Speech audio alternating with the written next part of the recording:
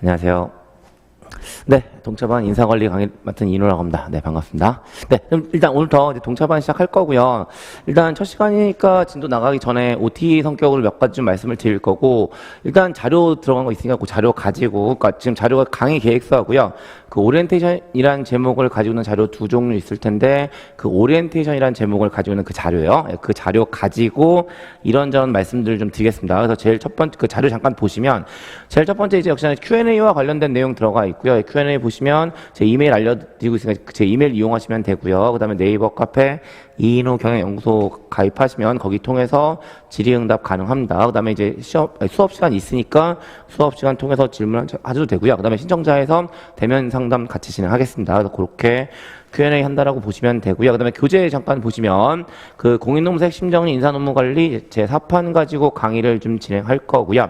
역시 뭐 교재 두껍진 않았어요. 두껍진 않고 딱 동차반 준비하시기 딱 좋은 정도의 분량이라고 보시면 될 것 같으세요. 그래서 일단 이제 전체적인 구성 잠깐 보시면 제일 앞에 네, 머릿말 들어가 있고요. 사실 제가 교재 쓰면서 가장 자신 없는 게 머릿말이긴 해요.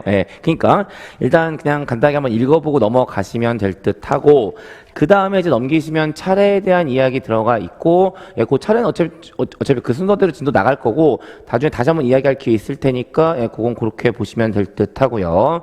그 다음에 이제 그 넘기시면 역시 장별 요약 정리에 대한 내용들 들어가 있는데 일단 저한테 경요약 들으신 분은 똑같은 구조예요. 그러니까 그 교재 앞에 그 장별 요약정이라고 해서 그 표 형태로 몇 페이지 좀 들어가 있는 상황이라고 보시면 되는 거고 역시 어떤 느낌이라고 보시면 되냐면 이제 처음 이제 여러분들 2차 준비 하시는 거니까 인사관리에 대한 계략적인 구조 잡기 위한 목적 그다음에 공부하시는 과정에서는 좀 더 회독을 늘려가는 이제 짧은 시간 안에 회독을 늘려가는 하나의 용도로 사용하시는 거 그다음에 시험 당일날 가셔는 막판에 또 한번 보실 수 있는 그런 형태의 자료로 들어가 있는 것이 장별 요약 정리라고 보시면 되는 거고요. 역시 이제 이거 가급적이면 좀 들고 다니면서 보셨으면 하는 바람이 있는 내용이긴 하거든요. 근데 뭐 제가 경영 때도 마찬가지로 말씀드렸지만 이거 찌질한 얘기 아니고요. 그러니까 그 카페에 들어가시면 요 장별 요약 정리 그 PDF로 올려져 있어요. 그래서 그 카페에서 다운로드 받으셔 가지고 프린트아웃 쓰시면 되고요. 그다음에 또 뭐도 올라가 있냐면 그러니까 제가 이제 예전에 딴 데서 강의할 때 요 장별 요약 정리를 기반으로 해가지고 총정리한 음성 파일 올라가 있거든요. 그래서 그 음성 파일 좀 다운로드 받으셔가지고 그거 계속 들으셔도 나쁘지 않을 것 같아요. 그래서 내일 경주도 마찬가지긴 하지만 뭐 인사도 마찬가지로 이제 요 요약 정리 PDF 파일 올라가 있고 이 요약 정리 가지고 총정리한 음성 파일 올라가 있거든요. 그래서 그 음성 파일 다운로드 받으셔서 활용하시면 되지 않을까라는 생각이 들어요. 그래서 장별 요약 정리는 그렇게 활용하시면 될 듯하고 그다음에 이제 교재 보시면 본문 들어가 있고 그 뒤에 기출문제 및 예시 답안들 들어가 있으니까 참조하시면 되는 거고 역시나 이제 동차반은 뭐 중심으로 강의를 진행할 거냐면 본문 중심으로 강의가 좀 진행된다라고 보시면 되는 거고 역시나 이제 동차반 성격상 시간이 많지 않기 때문에 꼼꼼하게 잡아둘 수 있는 상황은 아닌 것 같아요. 그럼 좀 중요한 거 내용 위주로 해서 좀 발췌하는 형태로 가기도 할 거고 이제 그런 형태로 진행을 좀 할 거다라고 보시면 되는 거고 그 다음에 이제 양가로 2번 사항 보시게 되면 역시 이제 교재 쭉 넘겨보시면 요약식 교재라기보다는 이제 서술식 교재로 쓰여져 있다 보니까 그 중에 좀 핵심적인 것, 중요한 것들을 좀 따로 좀 발췌해드리기 위한 목적으로 활자를 좀 달리 들어가 있는 부분들이 있죠. 그래서 그런 것들 활용하셔서 이제 중요한 내용들이 어떤 것들인지를 좀 볼 수 있는 그런 기회가 있다라고 보시면 될 듯하고 그 다음에 역시나 뭐 제 그 경영 강의 때도 마찬가지였지만 각주 좀 많이 들어가 있어요. 그리고 다시 한번 얘기 드리지만 이 각주는 그 본문과 동일한 가중치를 가지고 있습니다. 그러니까 전체적인 그 흐름 전개에서 좀 이탈되는 내용들은 그냥 본문에 들어가기보다는 각주로 빼드리는 것이 오히려 흐름상으로 더 좋아서 각주로 빼놓고 있는 거고요. 그렇게 보시면 되는 겁니다. 그래서 그렇게 교재 활용하시면 될 듯하고 그 다음에 이제 강의 개요 쪽 가시면 이제 강의 진도 총 그 8번 진행할 거고 하루에 한 챕터 정도 진행하는 것을 목표로 지금 진행할 거예요. 근데 역시나 사람이 하는 일이다 보니까 조금 쉽지 않은 경우들도 있겠죠. 어쨌든 그래서 진도는 그대로 최대한 가려고 노력하겠습니다. 그래서 그렇게 보시면 되고 그 다음에 양가로 2번 가시면 강의 시간 및 구성에 대한 얘기 들어가 있고요. 오늘 첫 회차니까 이제 오리엔테이션하고 핵심 내용 강의 진행할 거고요. 그 다음에 이제 다음 주부터 그 어쨌든 동차반이니까 답안지 쓰는 연습들을 하셔야 되니까 50점짜리 진도별 모의고사 진행하도록 할 거예요. 그래서 시간상으로 6시부터 6시 50분까지 50점짜리 진도별 모의고사 진행할 거고요. 그러면 이제 그러고 나서 한 10분 정도 휴식하시고요. 모의고사 강평 및 핵심 내용 강의 7시부터 10시까지 진행한 형태, 그런 형태로 동차반 진행하도록 하겠습니다. 그래서 강의 시간 및 구성 그렇게 확인해 주시면 될 듯하고, 그 다음에 진도별 모의고사 실시와 관련된 내용들 들어가 있습니다. 문제 구성은 50점짜리 한 문제 또는 25점짜리 두 문제에서 어쨌든 총 50점짜리 진도별 모의고사 진행할 거라고 보시면 되고, 출제 범위는 직전주에 강의한 내용, 그러니까 다음 주 같은 경우는 오늘 강의한 내용, 그 다음 주에는 다음 주에 강의한 내용들 가지고 그 출제 범위 잡아 드릴 거니까 이제 그렇게 생각하시면 되고, 누적 범위로 보진 않을 겁니다. 그냥 각 전주 거 시험 범위라서 50점짜리 모의고사 본다라고 생각하시면 되고요. 다음 세 번째, 그럼 이제 여러분들 모의고사 보실 텐데, 그러니까 이제 아무래도 그 2차 시험 처음 준비하시는 분들이다 보니까 사실 쓰기가 쉽진 않으실 거예요. 쉽진 않으실 거긴 한데, 그럼에도 불구하고 가급적이면 클로즈북으로 답안 작성하시는 걸 좀 해주셨으면 좋겠어요. 그러니까 제가 그 동차반인 거 물론 상황 다 알고 있음에도 불구하고 클로즈북을 강조하는 이유 중에 한 가지는 다른 게 아니고요. 그러니까 어쨌든 이제 실제 시험에 들어가시면 그 시험 시간 동안 뭔가 쓸 수 있는 힘을 기르셔야 되잖아요. 그리고 그 소설도요. 연습을 해야 들어요. 네, 그러니까 어쨌든 제한된 시간 안에 최대한 클로즈북을 가지고, 그러니까 뭔가 머릿속의 내용들을 통해서 답안 쓰시는 연습은 필요하기 때문에 가급적이면 클로즈북으로 답안을 작성해 주실 것을 부탁을 드리고요.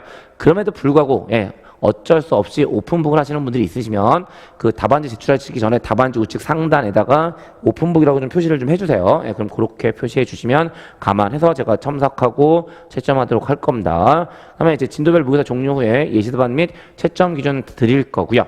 그 다음에 그 제출된 답안에 대해서는 제가 직접 피드백하고 채점 실시할 거예요. 그리고 그 결과 가지고 최고 답안 선정해서 이제 최고 답안을 드릴 거거든요. 근데 이 최고 답안과 관련된 얘기 한 가지만 좀 드리면, 그러니까 이제 어떤 경우들 종종 보냐면 이제 최고 답안 이제 드리면 딱 이제 받아가지고 내 건지 아닌지 확인하시는 거죠. 그리고 내 거 아니면 버리세요. 근데 사실은 그 저희가 최고 답안을 드리는 이유는 그 최고 답안 쓰시는 분을 칭찬하기 위한 목적은 아니에요. 그러니까 사실은 저는 어떤 이유 때문에 최고 답안을 드리냐면, 그러니까 여러분들 각자 공부하시면서 자기 답안을 계속 쓰실 거잖아요. 근데 나는 이렇게 쓰고 있는데 다른 사람은 어떻게 쓰고 있는지, 똑같은 문제에 대해서 다른 분들은 어떻게 쓰고 있는지를 한번 보시는 건 생각보다 중요한 의미를 가지고 있거든요. 근데 그렇다고 해서 모든 답안을 다 볼 수는 없으니까 그 중에 가장 잘 쓴 답안 하나 보여드리는 거죠. 그러니까 그런 취지가 최고 답안의 취지가 되는 거지, 그 최고 답안 쓰신 분을 저는 사실 개인적으로 칭찬하고자 하는 의지는 별로 없어요. 그러니까 전체적으로 내가 아닌 다른 사람이 쓴 답안지는 어떤가 라는 것들을 좀 공유하기 위한 목적이라고 보시면 되고요. 어찌 보면 이제 본인께 최고 답안을 선정되지 않는 게 본인한테도 큰 도움이 될 수도 있어요. 왜냐하면 최고 답안이 선정되는 순간 자기 답안 말고는 다른 사람 답안을 보지 못하는 상황이 돼버리는 거잖아요. 그래서 오늘 그런 취지를 가지고 있는 것이 최고 답안이라고 보시면 되는 거고, 어쨌든 그렇게 말씀드리면서 진도별 모의고사와 관련된 이야기들 말씀드렸고, 그 다음에 이제 강의 방식에 대한 내용들 들어가 있고요. 역시 뭐 경역 강의도 마찬가지였는데 전 철저하게 무조건 탑다운 방식으로 강의를 진행할 거예요. 그리고 이 탑다운 방식은요, 1차보다는 2차 쪽에서 더 강력한 힘을 보여줄 거예요. 그러니까 왜 그러냐면, 사실 1차 시험은 객관식 시험이니까 5개 선지 중에 정답을 고르면 되는 거잖아요. 근데 그 2차 시험은요, 직접 서술하시는 형태의 답안지를 써야 되고, 그 답안의 컨텐츠도 물론 중요한 의미를 가지고 있겠지만 그 답안지의 구조도 어느 정도 의미를 가지고 있거든요.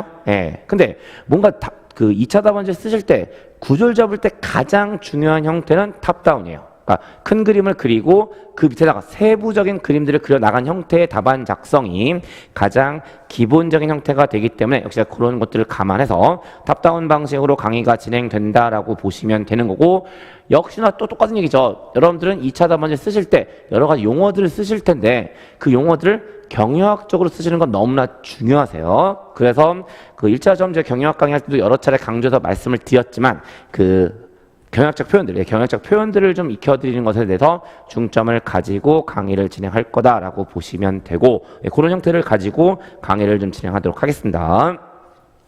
그 다음에 이제 학습 방법 잠깐 보시면, 일단 그 뭐 똑같은 얘기긴 하지만 동차반 성격상 시간이 많지 않으세요. 시간이 많지 않으시니까 일단 최대한 이 수업 시간 안에 많은 것들을 끌어내시는 게 중요할 거라고 생각이 되거든요. 그래서 강의 시간에서의 효율성을 추구하는 것을 좀 강조해서 이야기할 거고, 그 다음에 일단 동차반이니까 예습을 하실 수는 없어요. 예습은 절대로 하지 않으시는 거고요. 그냥 복습 중심으로 끌고 간다라고 보시면 되고, 지금 그 전체적으로 이제 뭐 인사 경조 빼고 나머지 과목들 다 포함시켜도 매일 한 과목 정도씩 들어가 있는 모양새가 되는 거잖아요. 그러니까 뭐 그냥 어쩔 수 없이 일주일에 하루씩은 그 과목에 그냥 전부 다 시간을 쓴다, 이런 형태로 끌고 가시는 게 가장 효율적인 측면 아닐까라는 생각이 들고, 그 다음에 토일은 나머지 부분들을 좀 그러니까 그 과목들 중에 부족한 부분들을 좀 보완해 나가는 형태, 그게 이제 가장 효율적인 시간 활용일 거라고 보여지긴 하거든요. 그래서 일단은 예습은 절대로 아닌 거고 복습 중심으로 공부를 좀 하시는 게 낫지 않을까라는 생각이 드는 겁니다. 그래서 이제 그 밑에 잠깐 보시면 강의 시간에서 효율성을 추구한다는 목적으로 어떤 얘기 드리고 있냐면, 수업 시작 전에 5분 정도 투자하셔서 그날 나갈 진도를 한번 쭉 읽어보시는 거죠. 역시 또 제가 1차 경영할 때도 똑같이 말씀을 드렸는데, 이렇게 한번 미리 보시면, 그러니까 예습 아니라 그냥 한번 훑어만 보시면 그 내용들이 제가 수업 시간에 똑같이 얘기를 할 거니까 그 두 번째 자극이 되기 때문에 수업 시간에 그나마 더 많은 것들을 흡수할 수 있으세요. 그러니까 가급적이면 수업 시작하기 전에 한 5분 정도만 투자하셔서 그 내용들 한번 훑어봐 주실 것을 부탁을 좀 드리는 거고요. 그 다음에 복습할 때도 일단 똑같이 한번 훑어보고 나서 그 다음에 정독을 하는, 그러니까 다독 후에 정독을 하는 형태로 공부하시는 복습이 2차 시험도 똑같이 유효한 방법이라고 보시면 돼요. 근데 1차 시험을 공부하실 때랑 가장 큰 차이점, 1차 시험은 사실 눈으로만 공부하셔도 되죠. 하지만 2차 시험은 손도 분명히 뭔가 해야 되는 겁니다. 그러니까 이제 여러분들 2차 시험 좀 해보시면 아시겠지만, 알고 있는 거랑 답안에다 뭔가 쓰는 거는 또 좀 의미가 달라요.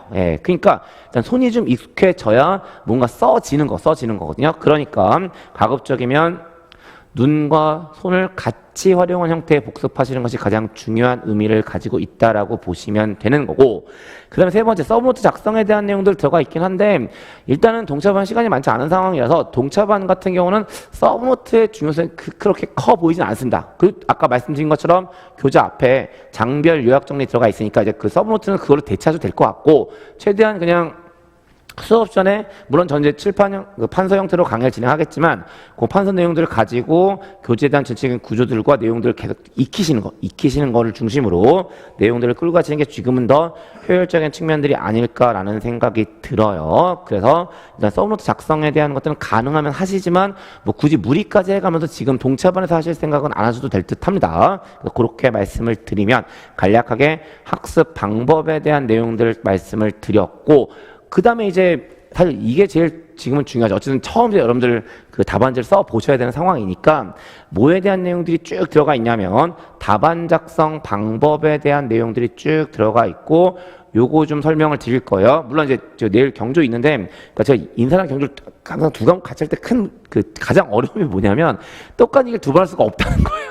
왜냐하면 이제 인사 경조고 대부분 이제 같은 분한테 들으시잖아요. 그러니까 일단 내일 제가 경조할 때는 이 답안 작성 방법은 이야기하지 않을 겁니다. 그러니까 내일 경조는 OT는 아주 짤막하게 할 거고요. 어차피 대부분 중복되는 이야기들이니까. 그래서 오늘 이제 필요한 내용들은 다 말씀드린다라고 보시면 될 듯하고요. 그래서 이제 자료 보시면 이제 답안 작성 방법이란 건 제일 첫 번째 기본 원칙 들어가 있습니다. 뭐 다 알고 계시겠지만 시험은 현재 50점짜리 한 문제, 25점짜리 두 문제로 구성되어 있다라고 보시면 되고, 그 문제들에 대한 답안을 16페이지짜리 답안지에다가 작성하시는 거고, 시간은 100분으로 잡혀져 있습니다. 그래서 다시요. 50점짜리 한 문제, 25점짜리 두 문제를 총 16페이지짜리 답안지에 100분 동안 작성하시면 된다라고 보시면 돼요. 그럼 이제 첫 번째 답안 작성은 수험생과 출제자와의 게임. 그래서 아는 것은 최대한 드러내고 모르는 것은 티가 나지 않게 둡니다. 무슨 얘기냐면, 역시나 이제 그 어떤 느낌이라고 보시면 되냐면, 혹시 그 장기나 체스 두시는 분들 아시겠지만 두 사람이 있으면 그 장기판이나 체스판에다가 뭔가 서로의 수를 띄우면서 이제 게임을 하는 거잖아요. 여러분들은 똑같아요. 출제자가 문제를 낸 거고 여러분들은 답안지에다가 정답을 쓰시는 겁니다. 그러니까 그 답안지를 놓고 출제자와 여러분들이 게임을 한다라고 보시면 되세요. 게임을 한다고 보시면 되는데, 그 게임의 가장 기본적인 룰은 최대한 채점자로부터 조금의 점수라도 더 받아내는 게 가장 기본적인 게임의 룰이죠. 그리고 그걸 하기 위해서는 일단 내가 알고 있는 것은 최대한 드러내줘야 되죠. 하지만 모르는 것은 숨기긴 해야 돼요. 숨기긴 해야 되는데 이걸 그냥 숨겨버리면 채점자가 얘 모르네 라고 하면서 점수를 안 줄 거니까 어떻게 하는 게 더 중요하긴 하냐면 티나지 않게 내가 모른다는 사실을 숨기는 거예요. 그러니까 그게 바로 가장 기본적인 게임의 룰이 된다라고 보시면 되는 거고, 그 다음에 이제 두 번째 이게 뭐 들어가 있냐면 역시 아까도 말씀드렸지만 100분의 시간 안에 답안을 써야 되니까 시간 배분이 생각보다 중요한 의미를 가지고 있어요. 그럼 이제 어떻게 시간 배분하시는 것이 가장 중요하다고 말씀을 드리냐면 그 자료 보시면 50점짜리가 최대 45분, 25점짜리가 최대 22분의 한도를 가지고 답안 작성하는 연습을 하셔야 됩니다. 물론 다 더하시면 89분이거든요. 그러면 속으로 생각하시겠죠? 11분 남는데요. 예, 이렇게 준비하셔서 들어가셔야 실전에 들어가시면 딱 100분 내로 맞출 거예요. 예, 그러니까 항상 연습과 실전은 또 분명한 차이점이 있기 때문에 이렇게 50점짜리는 45분, 25점짜리는 22분 범위 안에서 답안 쓰는 연습들을 좀 하시면서 가셔야 되는 거고요. 근데 이랬을 때 이제 뭐가 좀 의미를 가지냐면 종종 어떤 경우도 있냐면요. 그 문제를 받으시면 어떻게 자신 있는 문제들이 있을 수 있잖아요. 자신 있는 문제라는 것은 본인이 쓸 수 있는 컨텐츠가 많다는 의미를 가지고 있고, 그러다 보면 이제 어떤 형태가 되냐면 제가 50점짜리 45분으로 제안해 드렸는데 쓰다 보니까 45분을 넘기시는 거죠. 이러면 안 돼요. 이러면 안 되는 겁니다. 그러니까 아무리 컨텐츠가 자신 있어도 자신 있는 그 내용들 전부 다 45분 안에 50점짜리면 45분 안에 쏟아 부으셔야 되는 거지, 이게 오버돼 버리면 다른 문제에 영향을 줄 수밖에 없어요. 그래서 가급적이면 50점짜리, 25점짜리 푸실 때 45분, 22분은 항상 머릿속에 그리면서 답안을 작성하셔야만 나중에 시간 부족해지는 일이 생기지 않습니다. 그래서 그 시간은 가급적이면 좀 준수를 해 주실 것을 부탁을 드리고요. 그 다음에 세 번째, 역시나 이제 문제 이제 보시면 그 50점짜리 한 문제, 25점짜리 두 문제이긴 한데 그 문제 안에 한 가지 요구사항만 포함시키는 문제는 없다라고 보시면 돼요. 어떻게 한 가지만 가지고 25점이나 50점을 만들 수는 없거든요. 그러니까 문제 안에 여러 개의 요구사항들을 가지고 있다라고 보시면 되는데, 그러면 당연히 출제자가 문제에 포함시킨 그 요구사항들을 빠짐없이 다 답안에 담아내셔야 되겠죠. 왜냐하면 만약에 세 가지 요구사항이 있다면 그 세 가지 요구사항별로 부분 배점들이 가 있을 거거든요. 네, 그러니까 항상 이제 문제지를 받으시면 그 문제에서 출제가 요구한 사항들이 어떤 것들인지 꼼꼼히 체크하는 것은 분명한 의미를 가지고 있다라고 보시면 되고요. 이제 그런 것들을 하기 위한 목적이 어떤 것들을 좀 얘기 드리고 있냐면 목차 구성과 관련된 이야기 먼저 하고 있어요. 그러니까 무슨 얘기냐면 50점짜리든 25점짜리든 일단 배점이 좀 큰 문제들이니까 문제가 그 간단하지 않을 거거든요. 근데 50점짜리든 25점짜리든 문제를 딱 듣자마자 처음부터 막 써내려 갈 수는 없어요.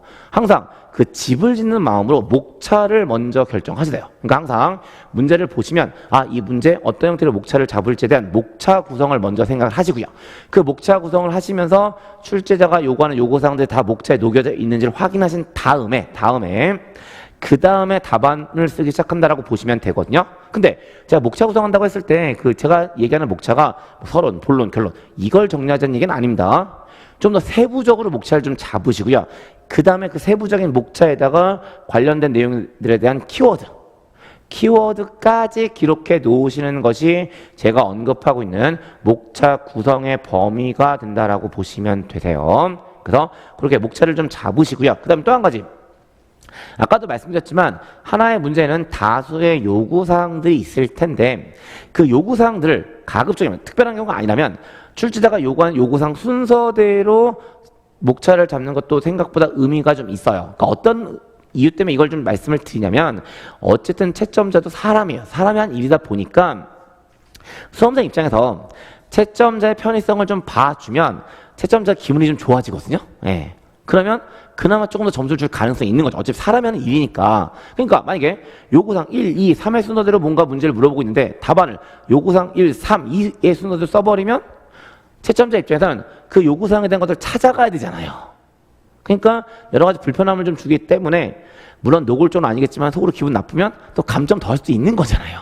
그러니까 가급적이면 특별한 사유가 아니라면 그 요구사항 순서대로 답안을 작성하는 것은 분명한 의미를 가지고 있다라고 보시면 되세요. 그 다음에 두 번째 그 네모 박스 보시게 되면 그럼 이제 또 한 가지 그 요구사항 여러 가지가 있다고 했을 때 그 요구사항들을 전부 다 건드려 줘야 되는 겁니다. 예, 답안상에 균형을 좀 가지고 있어야 된다고 보시면 되는데 상황을 좀 말씀드릴게요. 만약에 25점짜리 문제였는데 그 문제 안에 요구사항이 3개였어요. 요구사항 3개였습니다. 그러면 그냥 산술적으로요. 첫 번째 요구사항의 부분 배점은 10점이었고 두 번째 요구사항의 부분 점수 역시 10점, 나머지 세 번째 요구사항이 5점짜리의 배점을 가지고 있는 요구사항이었다고 가정하자고요. 근데 봤더니 10점짜리 요구사항 2개는 내가 쓸 수 있을 것 같아. 근데 5점짜리 요구사항에 대한 내용은 제가 답안에 쓸 수 없는 것 같아. 그럼 그랬을 때 어떤 전략을 쓰시는 경우도 대부분이긴 하냐면 그 요구사항 1번에 대한 것과 요구사항 2번에 대한 그 항목에 대한 것들에 답안에 힘을 빡 줘버리시죠. 그리고 어차피 요구사항 세 번째 건 내 자신이 없는 거였으니까 언급조차 안 하는 거예요. 근데 이 경우하고요. 다음 또 한 가지 경우는 어떤 경우가 있을 거냐면 일단 1번과 2번 요구사항은 자신이 있으니까 잘 쓰는 건 잘 쓰는 겁니다. 근데 완전 힘을 다 주는 게 아니라 거기서 좀 살짝 힘을 빼고 3번 요구사항에서 뭔가 소설에서 썼어요. 그럼 그랬을 때 그냥 직관적으로 생각해 보자고요. 어느 쪽이 점수가 더 높을 것 같으세요? 후자가 점수가 더 높다라고 보시면 돼요. 그러니까 무슨 얘기냐면 어쨌든 그러니까 서술한 형태의 시험이다 보니까 만점을 줄 수는 없어요. 네, 그러니까 배점별로 만점을 주는 일은 없을 거거든요. 그러면 10점 완벽히 썼어. 아무리 완벽히 써도 그 요구사항에 대해서 가져갈 수 있는 최대 점수는 9점 정도라고 보시면 돼요. 근데 세 번째 요구사항은 안 썼잖아요. 그럼 채점자 입장에서 마음 편하죠. 안 썼으니까 빵점 줄 수 있어요. 예. 그럼 결국 그런 형태의 답안 작성을 했을 때 가져갈 수 있는 최대 점수는 18점 정도라고 보시면 되는 거잖아요. 근데 만약에 요구사항 1번과 요구사항 2번 자신 있으니까 어느 정도 썼겠죠. 어느 정도 잘 썼을 거고 그 다음에 세 번째 요구사항에 대해서 뭔가 좀 썼어. 그러면 어느 정도 썼으니까 이것도 8.5에서 9점 정도 받는 거야. 그 다음에 세 번째 요구사항에서 뭔가 썼으니까 채점도 사람이니까 뭔가 썼는데 빵점을 주긴 되게 애매하거든요. 네. 그러면 다만 1, 2점을 준단 말이에요. 네. 그럼 그만큼 더 많은 점수를 가져가는 거고요. 여러분들 그 1, 2점이 얼마나 소중한 점수냐면요. 나중에 그 합격자 발표할 때 보시면 아시겠지만 그 1, 2점 때문에 소수점 몇 점 때문에 당락이 왔다 갔다 해요. 네. 그러니까 그 1, 2점 생각보다 적은 점수 아니거든요. 그러니까 좀 똑같은 노력을 들이더라도 테크닉을 좀 부려서 좀 더 많은 점수를 가져갈 수 있는 상황이라면 그게 더 의미가 있다라고 보시면 되는 거죠. 그래서 가급적이면 각 요구사항별로 답안지에 대한 균형을 좀 가져가라. 다시 그래서 내가 모르는 요구사항에 대한 내용의 문제가 출제가 되더라도 관련된 내용을 정 안 되면 소설에서 써서 언급을 해 주어라 라는 것이 두 번째 네모 박스에 들어가 있는 내용들이라고 보시면 되는 거고요. 다음 세 번째 박스가 역시 또 어떤 형태의 문제가 있을 수 있냐면 몇 개 이상을 서술하시오. 그냥 숫자 구체적으로 얘기하면 예를 들어서 뭐에 대해서 5개 이상을 서술하시오 라는 문제가 출제가 됐다라고 가정하자고요. 그러면 여러분들 몇 개를 쓰셔야 될까요? 5개 이상을 쓰라고 했으니까 종종 어떤 경우들을 보냐면 6개나 7개를 쓰세요. 예. 그러면서 이제 왜 6개나 7개를 쓰는지를 이제 확인해 보면 다른 이유 아니죠. 5개 이상을 쓰라고 했으니까. 혹시 그 5개 중에 내가 잘못 쓴 내용이 있을지 모르니까 보험을 드는 심정으로 한두 개 더 써서 6개나 7개 쓰시는 거거든요. 전혀 의미 없어요. 그러니까 여러분은 좀 전에 말씀드린 것처럼 보험을 드는 심정으로 뭔가 잘못 쓰는 부분이 있을까 봐 그렇게 하시는 건데 채점자 입장은 전혀 달라요. 채점자 입장에서는 예를 들어서 7개 중에 5개를 맞게 쓰고 2개를 틀리게 썼다면 여러분들께서는 5개를 맞게 쓴 게 중요하겠지만 채점자 입장에서는 2개를 틀리게 쓴 게 더 중요해요. 예. 그러니까 5개 이상을 쓰세요 라고 했을 때 굳이 6개나 7개 쓸 필요는 없고 5개를 정확하게 쓰는 게 제일 중요하다라고 보시면 되세요. 답안상으로 보험은 없어요. 보험은 없습니다. 그래서 그 내용들 들어가는 것이 세 번째 네모 박스라고 보시면 되는 거고 그렇게 말씀을 드리면 동그라미 3번에 대한 이야기 간략하게 말씀을 드렸고 다음 동그라미 4번이고요. 논하시오와 설명하시오를 구분하는 것은 답안 작성에 도움이 된다라고 쓰고 있고 사실 이 부분이요. 그러니까 그 동차반 준비하시는 분들 입장에서는 쉽지 않을 거예요. 예, 사실 이거 동차반뿐만 아니고요. GS 연기 1기, 2기, 3기를 잘 거쳐 가시는 분들도 생각보다 쉬운 부분은 아니거든요. 예, 근데 모르고 있는 경우보다 알고 있는 게 나으니까 잠깐 말씀을 드리는데 그 문제를 보시게 되면 논하시오라고 끝나는 문제와 설명하시오로 끝나는 문제가 있는데 이 논하시오와 설명하시오는 분명한 출제자의 의도가 있어요. 그러면 설명하시오는 어떤 의미를 가지고 있을 것 같으세요? 해당 내용에 대해서 당신 생각 쓰지 말고 그냥 팩트만 쓰세요 라는 게 설명하시오예요. 이에 반해서 논하시오는 어떤 의미를 가지고 있냐면 당신 생각을 쓰세요 예요. 당신 생각을 쓰되 주관적인 당신 생각을 쓰란 의미가 아니라 객관적인 근거를 가지고 당신 생각을 쓰세요 예요. 차이점 아시겠어요? 네. 이게 바로 설명하시오와 논하시오의 차이가 되는 거거든요. 근데 이 논하시오라는 부분을 잘못 답안 작성하시면 어떤 형태로 많이 쓰시자면 그냥 자기 생각을 주관적으로 쓰는 경우들이 생각보다 많이 생기죠. 이 경우는 안 되는 거예요.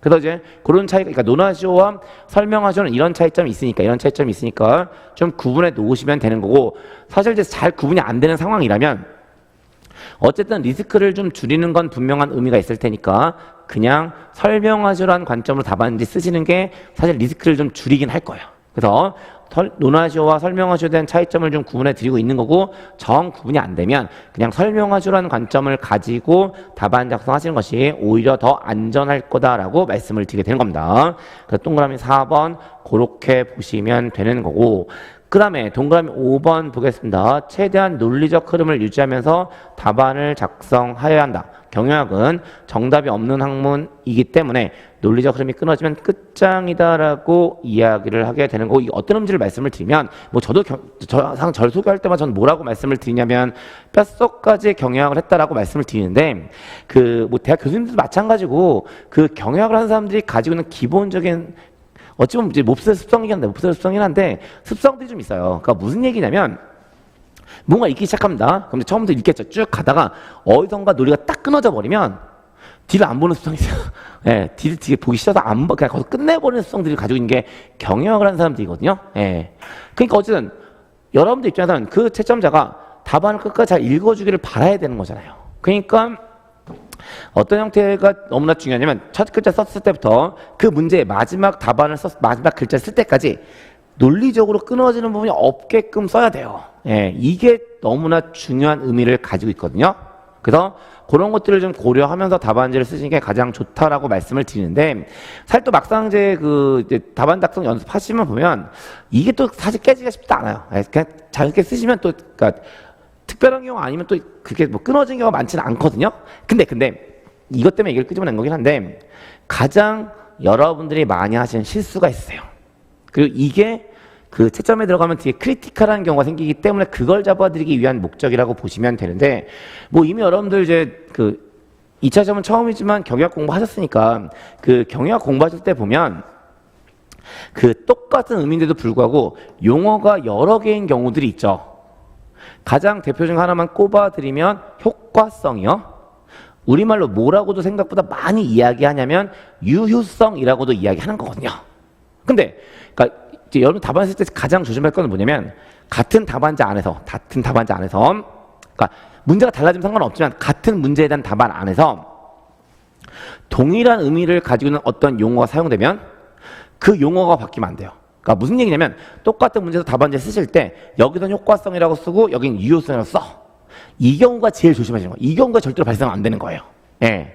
왜냐하면 이제 그렇게 돼버리면 채점자는 어떻게 판단할 거냐면 이 사람 효과성과 유효성을 다르게 알고 있네? 라고가 돼버리는 거거든요. 그러니까 한 문제의 답안지 안에서는 동일한 의미를 가지고 있는 용어라면 똑같은 용어가 사용돼야 되는 거지, 여기선 효과성, 여기선 유효성 이러면 당연히 채점자 입장에서는 효과성과 유효성이라는 단어를 달리 쓰고 있으니까 개념도 달리 가지고 있다고 유추해버리는 거거든요. 그리고 이게 바로 논리가 깨지는 가장 대표적인 케이스가 된다라고 보시면 되세요. 그래서 가급적이면 한 문제의 답안 안에서 사용되는 용어들은 동일한 의미라면 동일한 용어가 사용되어야 한다라고 보시면 되세요.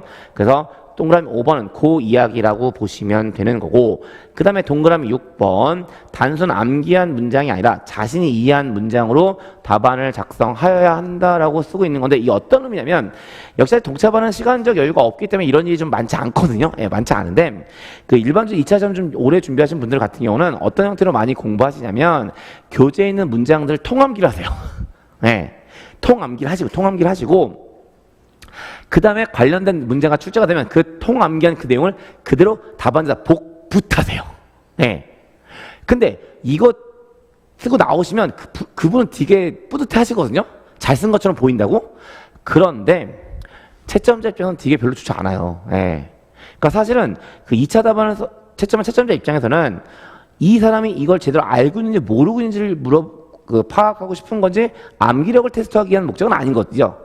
근데 채점자들도 워낙 이제 시중에 나온 책들도 뭐 다 알고 있으니까 복붙한 건지 아닌지 알아요. 사실 문장 채만 봐도 알아요. 문장 채만 봐도 알거든요. 그러니까 그런 경우가 돼버리면 그 채점자 입장에서 그 답안에 대해서 긍정적인 마인드를 가질 수가 없어요. 그러니까 가급적이면 2차 답안지 쓸 때 어떤 내용을 이해하고 그걸 본인이 이해한 문장으로 쓰셔야지, 교재에 있는 내용들을 통암기한 내용을 복붙하는 형태의 답안 작성은 절대로 바람직하지 않습니다. 뭐 그러다 보니까 이제 맨날 그 2차 채점 다 끝나고 합격자 발표하고 나서 항상 나오는 채점평 있잖아요. 천편일률적인 답안지. 네, 그러니까 그 표는요, 사실 채점자 입장에서 우회적으로 까는 거거든요. 네, 그러니까 채점자 입장에서 수험생들을 우회적으로 까는 거예요. 왜냐면 그냥 직접 까지 못하니까 우회적으로 돌려서 얘기하는 거란 말이에요. 그러니까 무조건 통암기가 아니라 분명히 내용들 이해하고 쓰는 형태, 그리고 내용들 이해해서 본인의 문장으로 답안을 작성하시는 거, 그게 오히려 차별화된 답안지의 의미를 가지고 있다라고 보시면 되는 거예요. 그래서 동그라미 6번 그렇게 보시면 되는 거고, 다음 동그라미 7번. 이건 사실 테크닉이긴 한데 극단적인 표현보다는 두루뭉실한 표현을 활용하는 것이 도움이 된다라고 쓰고 있고, 그러니까 사실 요걸 말씀을 드리면 그 어떤 경우들을 종종 보냐면 남발하세요. 예, 남발하시거든요. 근데 미리 말씀드립니다. 분명히 그 도움이 되는 테크닉이긴 한데 남발하시는 건 아니었으면 좋겠어요. 그럼 이제 무슨 얘기냐라는 건데, 역시나 이제 경영학을 한 사람들은 뭔가 얘기를 한다거나 뭔가 문장을 쓸 때 기본적으로 가지고 있는 습성들이 있어요. 어떤 습성이 또 있냐면 항상 뭔가 얘기를 하면서 예외가 발생할 가능성이 존재한다는 걸 염두에 두고 문장을 쓰거나 말을 하는 습성을 가지고 있어요. 물론 이제 그건 어쩔 수밖에 없는 이유가 뭐냐면 경영학은 사회과학이고요. 그런 사회과학을 했던 사람들은 항상 그 예외가 발생할 수 있다는 걸 알고 있기 때문에 뭔가 단언적인 표현들을 잘 하지 않습니다. 그러니까 역시나 여러분들 답안지 쓰실 때, 그러니까 이제 경향적인 답안지 쓴다는 것들 또 한 가지는 뭐냐면 이제 조금 단언적이지 않은 형태, 그런 형태의 문장을 쓰시는 것도 분명한 의미를 가지고 있다는 거고요. 뭐 저도 이제 많이 이제 그런 습성들을 많이 가지고 있는데, 저도 이제 강의하면서 그러다 보니까 어떤 표현들을 많이 쓰냐면 일반적으로 또는 뭐뭐 할 수 있다 라는 표현들을 좀 많이 쓰거든요. 그러니까 답안도 마찬가지예요. 물론 미리 얘기 드리지만 남발하지 말라고 얘기했어요. 그러니까 뭐 일반적으로 아니면 뭐뭐 할 수 있다 또는 뭐뭐 등이 있다 하면서 살짝 예외를 인정하는 듯한 형태의 문장을 써주는 것이 사실 경영학적인 형태의 가장 기본적인 답안 형태의 문장들이라고 보시면 되고요. 그럼 이제 거꾸로 어떤 표현들은 가급적이면 쓰지 않으시는 게 좋을까요? 항상, 모든, 뭐뭐만 이란 표현은 가급적이면 쓰지 않으시는 게 더 좋을 수 있습니다. 왜냐하면 역시나 이제 채점자 입장에서 그 답안을 읽다가 항상, 모든, 뭐뭐만 이라는 표현이 딱 보이면 그게 눈에 딱 꼽혀요. 네. 그러면서 계속 고민하죠. 이걸 감점을 해야 되나 말아야 되나를 고민을 하거든요. 그러니까 가급적이면 극단적인 표현, 좀 전에 얘기 드린 것처럼 항상, 모든, 뭐뭐만 같은 표현들은 가급적이면 쓰지 마시고요. 대신에 좀 두루뭉실한 일반적인 표현들을 뭐 일반적으로 어떻다, 일반적으로 어떨 수 있다, 뭐 등이 있다라는 표현들은 좀 적절하게 섞어 쓰시면 경영학적 냄새가 나는 답안들을 쓰실 수 있는 여지가 있습니다라고 보시면 되세요. 그리고 그 내용이 동그라미 7번과 관련된 내용이라고 보시면 되는 거고, 그 다음에 동그라미 8번 가시면 강박관념을 버려야 한다라고 쓰고 있는 거죠. 예, 이렇게 그 노무사 쪽에서 2차 수업 강의를 진행하다 보면 그 여러분들께서 가지고 계시는 가장 대표적인 강박관념이 세 가지더라고요. 그리고 그 세 가지에 대한 강박관념을 좀 버리세요라고 말씀을 드리게 되는데, 첫 번째, 이게 제일 크시죠. 뭐에 대한 강박관념을 가지고 계시냐면 분량에 대한 강박관념을 가지고 계세요. 그리고 그 분량에 대한 강박관념 때문에 어떻게 생각을 하시냐면, 제가 아까 처음 말씀드린 것처럼 그 답안지 한 권은 16페이지를 가지고 있잖아요. 그리고 50점짜리 한 문제, 25점짜리 두 문제가 되니까 50점짜리는 8페이지, 25점짜리는 4페이지를 써야 한다는 강박관념을 가지고 있으세요. 근데 제발 이거 좀 버리세요. 제발 이거 좀 버리세요. 그러니까 그게 얼마나 무의미한지를 말씀을 드릴게요. 일단 16페이지짜리 답안지를 쓰고 있다고 말씀을 드렸는데, 그 답안지가 공인 노무사 시험용 답안지가 아니죠. 그냥 산업인력공단에서 주관하는 시험에 공통된 답안지예요. 그러니까 어느 시험에 될지 모르니까 그 공통된 답안지 16페이지를 가지고 있는 거지, 노무사 시험 용으로만 만든 답안지가 아니란 말이에요. 근데 그걸 꼭 채워야 된다는 이유가 있을까요? 없어요. 그 다음에 또 한번 입장을 바꿔보세요. 여러분들이 수험생이 아니라 출제자라고 가정하잔 말이에요. 그러면 출제자가 문제를 내면서 이 문제는 50점짜리니까 한 8페이지 정도 나오게, 8페이지 정도 나오게 문제를 내야 되겠구나. 25점짜리니까 4페이지 정도 답안이 나오게끔 문제를 내야 되겠구나 라고 낼까요? 여러분들 그 대학 교수님 보셔서 아시겠지만, 대학 교수님들 생각보다 그렇게 그러신 분들 아니시잖아요. 예, 생각보다 까칠하신 분들 많으시고 절대로 그런 거 고려해서 문제 내시는 분들 아니세요. 그러니까 역시나 분량에 대한 것들에 대한 강박관념을 굳이 가지고 계셔야 될 이유는 없는 거예요. 근데 저는 항상 이제 분량에 대한 강박관념을 버리세요라고 말씀을 드림에도 불구하고 잘 안 들으세요. 이 얘기 잘 안 들으세요. 네. 그냥 그래서 끝까지 8페이지, 4페이지를 고수했다는 생각을 하시거든요. 네. 근데 안 들으시니까 일단 그럼 제 일부 양보해서 일단 50점은 8페이지, 25점은 4페이지라는 것에 대한 가이드를 가지고 계시는 것은 제가 인정할게요. 가이드요. 그런데 대신에 만약에 50점짜리 문제를 답안을 쓰실 때 8페이지를 채우지 못했다는 이유 때문에 나머지 분량을 무조건 채우겠다는 그 강박관념이라도 버리세요. 왜 그걸 버려야 되는지를 말씀드릴게요. 그러니까 일단 답안을 쓰시고 났더니 한 2페이지가 부족해요. 그럼 뭔가 채우려고 쓰실 거잖아요. 근데 그게 그 공부하실 땐 그나마 좀 덜한데요. 시험장에 들어가시잖아요. 그럼 이제 뭐 2차 시험 아직 보신 경험이 없으셔서 그렇긴 하겠지만, 들어가시면요, 뭘 경험하실 거냐면 세상에서 가장 빠른 100분을 경험하실 거예요. 네, 정말 시간 무지하게 빨리 지나가거든요. 네. 근데 그러다 보니까 멘탈도 정상 멘탈이 아니에요. 그리고 정상 멘탈이 아닌 상태에서 뭔가 추가적으로 뭔가 써야 된다는 강박관념을 가지고 쓰면 그 내용이 제대로 써질까요? 안 써지죠. 무리수가 띄어지는 거고요. 당연히 그 무리수는 고스란히 감점을 당할 가능성이 높은 내용이 될 가능성이 높은 거예요. 그러니까 오히려 그러면 안 쓰고 감점 안 당하는 게 나을까요? 쓰고 감점 당하는 게 나을까요? 안 쓰고 감점 안 당하는 게 나은 거지. 예. 그러니까 각 문제에 대한 답안 작성에 대한 분량에 대한 가이드를 가지고 계시는 것까지 제가 말릴 생각은 없어.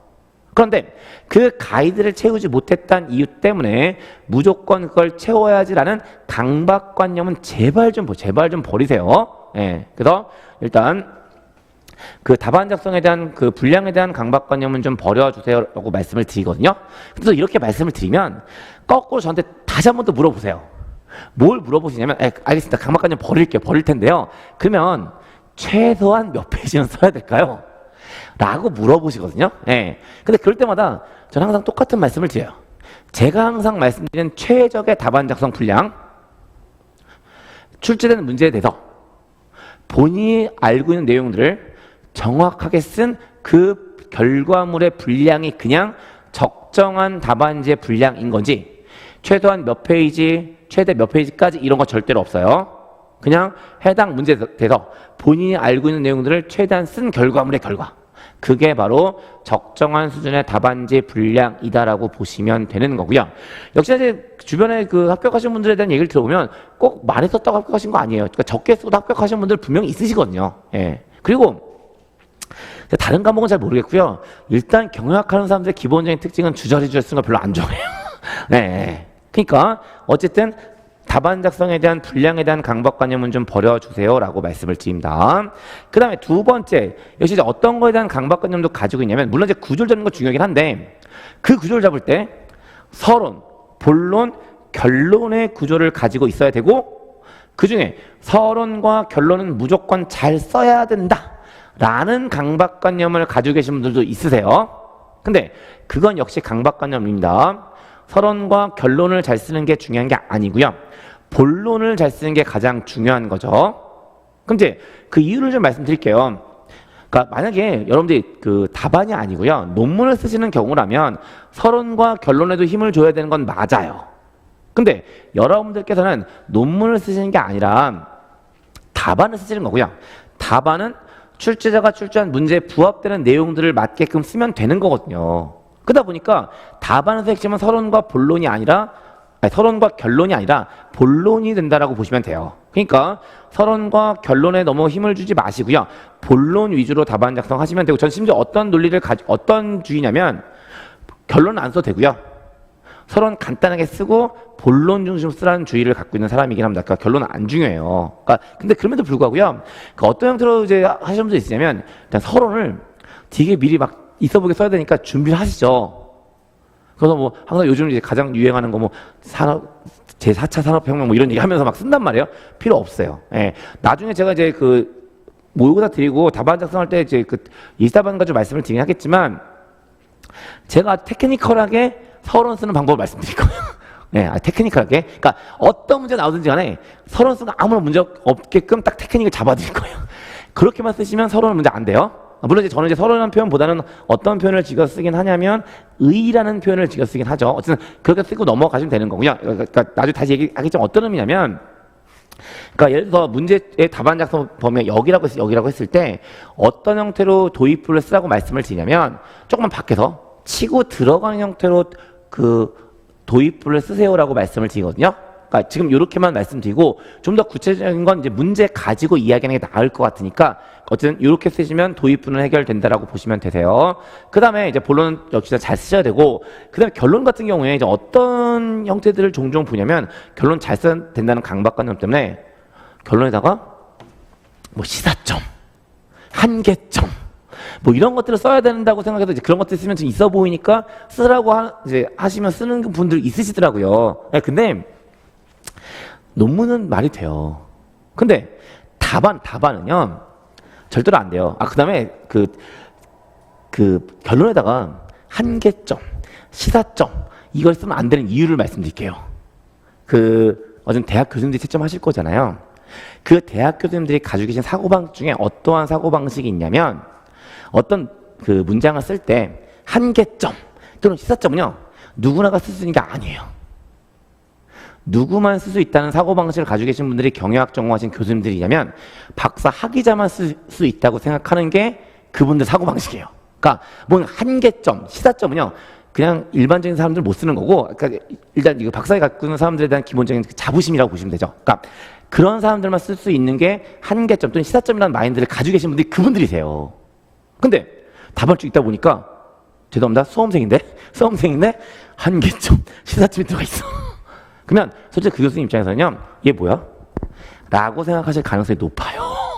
그러니까 가급적이면 만약 결론을 쓰신다고 했을 때 그런 한계점, 시사점, 또 어떤 경우는 향후 방향 뭐 이런 것들까지 쓰시는 분도 있으시거든요. 절대로 필요 없는 거고요. 역시 그 결론 꼭 쓰시길 원하시는 분도 있으시니까 결론도 간단하게 쓰는 방법을 제가 말씀을 드리죠. 리스크 없이. 그럼 이제 저는 항상 결론을 만약에 쓰실 거면 어떻게 쓰라고 말씀을 드리냐면, 리스크가 없어야 되니까 그냥 본문 열심히 잘 쓰셨을 거잖아요. 그 본문을 요약 정리하는 형태로 결론 부분 쓰시면 돼요. 그러니까 서론은 도입부는 이런 형태로 쓰시고요. 본문 열심히 잘 쓰시고 결론을 꼭 쓰고 싶으시면 본문론에 쓰셨던 요 내용들을 그냥 간단하게 요약 정리하면서 매듭짓는 형태. 그게 가장 손쉽고 이상적인 답안 작성의 서론과 결론이에요. 그래서 그런 형태가 쓰시면 되는 거지, 서론과 결론을 무조건 잘 써야 된다는 강박관념은 제발 좀 버려주실 것을 부탁을 드려요. 그 다음에 세 번째 또 어떤 강박관념도 가지고 계시냐면 특정 용어는 꼭 써야 한다는 강박관념도 가지고 계시는데 이 강박관념은 다른 이유 때문이 아니라 아마 법학 과목 때문에 이 강박관념들을 가지고 계시는 것 같으세요. 그러니까 뭐 사실 뭐 저는 법학을 전공한 사람이 아니니까 뭐 잘은 모르지만 여기저기 뒤로 듣는 것들을 가지고 말씀을 드리면 그 법학 답안지는 그 법전에는 용어들 꼭 들어가야 되는 것도 있는 것 같더라고요. 그리고 그 용어가 안 들어가면 그냥 가차없이 감점하고 뭐 이런 것도 있는 것 같더라고요. 이제 그게 남아 있으니까 그 인사나 경영학적 답안지 쓸 때도 그 강박관념이 그대로 가시는 것 같으신데 버리세요. 그러니까 이제 그 강박관념 갖다 보면 어떤 일이 생겨버리냐면요. 쭉 쓰다가 개념은 알겠어. 근데 이 용어 죽어도 안 떠오르는 경우 있거든요. 예. 그러면 이제 계속 어떻게 하냐면 이 용어를 써야 된다는 강박관념을 가지고 계시니까 계속 용어를 떠올리세요. 당연히 안 떠올라요. 이 용어 언제 떠오를까요? 시험 끝나면 떠올라요. 네. 그러니까 그걸 떠올리지 못하고 계속 이루고 있는 상태가 돼버리면 답안이 진행이 안 되니까 뒤가 다 무너져 버리잖아요. 그러니까 어떤 용어를 써야 되는 강박관념을 제발 버리세요.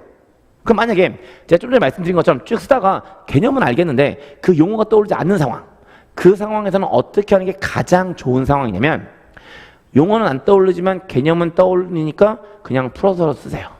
예, 풀어서 쓰고 넘기세요. 근데 너무 없어 보이면 개념이 떠오르고 있는 거잖아요. 그 개념을 잘 오가나이즈 해가지고 그럼직한 용어를 만드세요.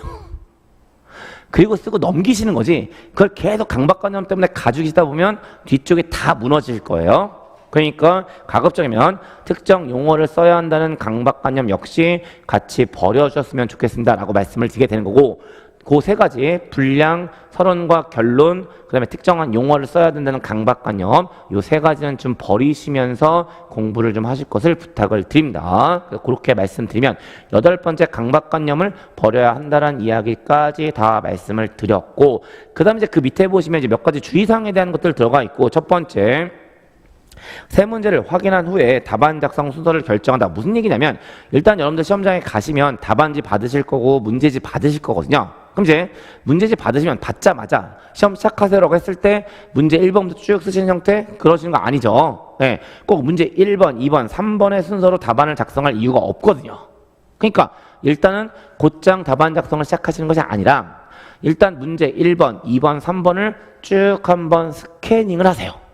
그리고 그 스캐닝을 통해 어떤 것들을 좀 파악하셔야 되냐면 세 문제를 다 자신있게 쓸 수 있는 상황이라면 상관없겠지만 그렇지 못한 경우들이 있을 거잖아요. 그러니까 이제 그때는 답안 작성의 순서를 정하시는 거죠. 그러니까 1번, 3번, 2번을 쓸 건지 아니면 정말 1번, 2번, 3번 쓸 건지 아니면 극단적으로 2번이나 극단적인 경우에 2번이나 3번 먼저 쓰고 1번을 뒤로 뺄 건지 이런 것들. 그러니까 전체적으로 세 문제를 다 스캐닝 하신 다음에 세 문제에 대한 답안 작성 순서를 좀 하셔야 된다라는 사실을 말씀드리게 되는 거고요. 그 다음에 이렇게 답안 작성 순서가 결정되고 나면 이제 답안을 쓰는 방법은 크게 두 가지가 있다라고 보시면 되거든요. 첫 번째, 예를 들어서 문제 1번, 2번, 3번의 순서로 답안을 쓰겠다고 마음을 먹었다면 첫 번째요. 문제 1번에 대한 목차 잡고 답안 쓰고 문제 2번에 대한 목차 잡고 문제 2번에 대한 답안 쓰고 문제 3번에 대한 목차 잡고 문제 3번에 대한 답안 쓴 형태, 그런 형태가 있을 거고요. 또 한 가지 케이스는 어떤 경우가 있냐면 이제 까먹으실까 봐 문제 1번에 대한 목차 잡고 문제 2번에 대한 목차 잡고 문제 3번에 대한 목차 잡은 다음에 그 다음에 문제 1번, 2번, 3번에 대한 답안을 서술하신 형태, 이 두 가지 케이스가 가장 대표적이세요. 근데 둘 중에 어느 쪽을 따라갈지는요, 이건 정말 일장일단이 있어요. 일장일단이 있기 때문에 각자 스타일에 맞는 쪽을 찾으세요.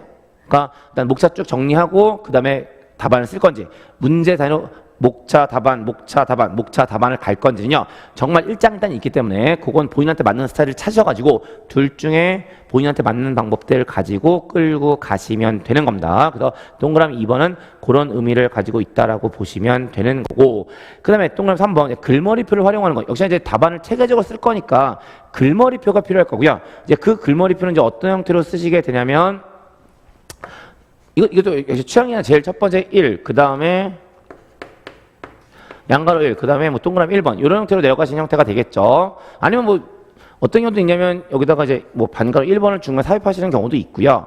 아니면 뭐 여기다 로마자를 쓰시는 경우도 있긴 한데 그건 정말 그 개인 취향이니까 개인 취향대로 하시면 돼요. 근데 전 개인적으로 뭐는 별로 추천하지 않냐면 로마자는 별로 추천하지 않아요. 예. 왜 로마자는 별로 추천하지 않는지를 말씀을 드리면 쓰지 말라는 얘기는 아니에요. 그러니까 그냥 각자 취향이니까 써도 상관없긴 한데 왜 추천드리지 않냐면 그러니까 활자체로 만들었을 때는 로마자가 가독성이 좀 있거든요. 그런데 이게 빠른 시간 안에 어차피 빨리 쓰셔야 되잖아요. 그러니까 빠른 시간 안에 로마자 쓰다 보면 가독성이 떨어지는 경우가 있어요. 이제 가장 대표적으로 뭐가 제일 많이 헷갈려 하시자면 빨리 쓰면 얘와 3과 4가 비슷하게 보이는 경우들이 종종 있거든요. 예, 그래서 그 로마자는 약간 가독성이 떨어지는 부분이 있기 때문에 저는 가급적이면 로마자를 추천하지는 않습니다. 어쨌든 그냥 아라비아 숫자 1, 그다음에 양가로 1, 동그라미 1, 3개 정도 레벨이면 뭐 50점짜리 답안 쓰더라도 크게 레벨이 부족하진 않을 것 같긴 하거든요. 물론 만약에 뭐 레벨 하나가 더 부족해서 4개 레벨을 가져간다면 뭐 반괄호를 쓰는 방법도 있을 거고요. 저는 사실 또 어떤 걸 좀 선호하기도 하냐면 이 사이에 1.1 네, 이런 형태의 목차도 저는 좀 좋아하는 스타일이에요. 그러니까 다 이건 개인 차이니까 어쨌든 체계적으로는 좀 쓰세요. 체계적으로 쓰세요라는 것만 좀 말씀을 드리고 있는 거예요. 그래서 글머리표 활용하는 것도 분명한 의미를 가지고 있다라고 보시면 되는 거고, 그 다음에 네 번째 보시면 문제 번호와 문제 내용을 간단하게 서술하라고 되어 있는데, 이건 뭐 제가 드린 얘기가 아니라 여러분들 이제 답안지 양식 받아보시면 답안지 양식자 앞에 답안 작성 요령에 분명히 써 있는 내용이에요. 그러니까 무슨 얘기냐면 답안 쓰실 때 이제 첫 번째 당연히 문제 번호 쓰셔야 되죠. 그래서 문제 1 하고 나서 그다음 이 밑에다 바로 답안을 쓰시는 게 아니고요. 그 뭐라고 되어 있냐면 여기다가 문제 내용을 간략하게 서술하라고 되어 있어요. 그럼 이제 뭔가 쓰셔야 되는데 종종 어떤 경우도 있냐면 문제를 다 쓰시는 분들이 있으시거든요. 예. 근데 문제를 다 쓰시면 그만큼 뭘 잡아먹어요. 시간을 잡아먹으니까 바람직하지 않습니다. 그러니까 그럼 이제 간단히 요약 정리해서 쓰시면 되는데 저는 그냥 뭐라고 많이 말씀드리면 어차피 이거 쓰라고 요구하고 있는 이유 다른 게 아니라 나중에 분쟁이 생겼을 때 그 분쟁의 소지를 줄이기 위한 목적으로 여기다가 간단하게 쓰라고 하는 거거든요. 그러니까 뭔가 이 문제가 뭔지만 확인이 되면 되기 때문에 그냥 문제 있는 단어 몇 개만 써도 돼요. 그러니까 요약 정리하실 필요도 없고 그냥 문제 있는 단어 몇 개만 쓰셔도 되니까 그냥 간단하게 단어 몇 개만 언급하시면 되고 최대한 시간을 줄이시는 게 맞아요. 그래서 일단 문제 번호 옆에 문제 내용을 간략하게 서술한다는 거 그냥 단어 몇 개만 좀 쓰세요라고 보시면 되는 거고, 그 다음에 여기서 답안을 쭉 쓰시겠죠. 그리고 나서 답안이 다 쓰여지고 나면 맨 마지막에 끝이라고 분명히 표시하시는 겁니다. 그럼 이제 문제 2번 쓰고 쭉 해서 여기 끝 해서 이제 3번까지 다 끝나고 나면 이제 마지막에 되면 여기다 뭐라고 쓰시면 되냐면 마지막에 이하 여백이라고 쓰시는 거예요. 그러니까 사실 이런 부분들 사실 뭐 그 시험 당일날만 실수하지 않으시면 되긴 하는데 미리 연습할 때 계속 습관을 들여 놓으셔야 시험 당일날 빠뜨리지 않으시겠죠. 네, 그래서 이런 것들도 좀 고려하면서 답안을 좀 쓰세요라고 말씀드리고 있는 거고, 이제 그 내용들이 동그라미 5번에 들어가 있죠. 각 문제의 답안 작성이 끝나면 마지막에 끝이라고 표시하고 마지막 문제의 답안 작성이 끝나면 이하 여백이라고 표시한다라고 보시면 되는 거예요. 그 다음에 마지막으로 어떤 내용이 들어가 있냐면 그 필기구도 시험장에서는 신경이 쓰인다라는 건데 이게 어떤 의미인지를 잠깐 말씀을 드릴게요.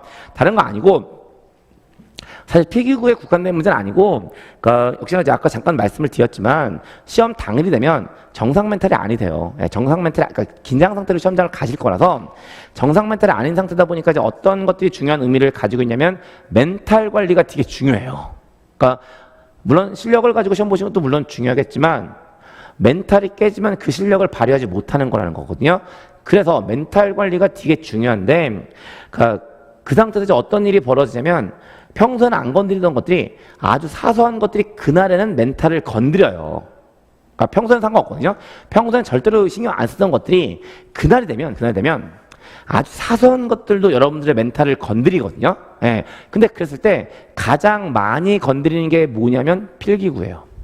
그러니까 무슨 얘기냐면 그날 갑자기 다른 필기구가 쓰고 싶어서 그걸 가지고 갔어. 근데 써다 보니까 내가 계속 썼던 그 필기구랑 필기감이 다르잖아요. 그것도 거슬려요. 그것도 그렇게 또 펜이 바뀌면 당일날 이 펜이 유난히 분비물을 많이 싸는 것 같아. 그러니까 이런 것들도 멘탈을 건드리거든요. 그러니까 어떤 얘기 들려고 하냐면 이제 여러분들 2차 시험 준비해야지라고 마음을 딱 먹으면 그날부터 필기구안을 정하세요. 그러니까 뭐 문구점 같은 데 가시면 필기구 막 쌓아놓고 써볼 수 있는 기회들이 있으시잖아요. 그러니까 거기 가서 본인한테 맞는 필기구를 찾으세요. 찾으셔가지고 시험 보는 그날까지 무조건 그 필기구만 쓰시는 거예요. 네, 그리고 그렇게 하면서 시험 당일날 멘탈을 최대한 건드리지 않게끔 만들어주는 거, 그거 때문에 필기구도 중요하다라고 쓰여져 있는 거고, 그게 이제 마지막에 들어가 있는 내용들이라고 보시면 되겠죠. 그리고 이렇게 말씀을 드리면 일단 동차반 인사관리 오리엔테이션 성격으로 제가 드리고자 하는 이야기들은 다 말씀드렸고, 일단 여기까지 말씀드리고 잠시 쉬었다가 이제 본격적으로 진도들 좀 나가 보도록 하겠습니다.